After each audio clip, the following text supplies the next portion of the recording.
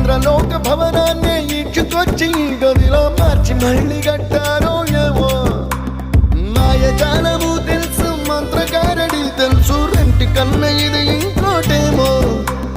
నీలాకాశం నేలాకొస్తే ఇట్టాగే ఉంటాదో ఏమో ఈ సంతోషం దాచాలంటే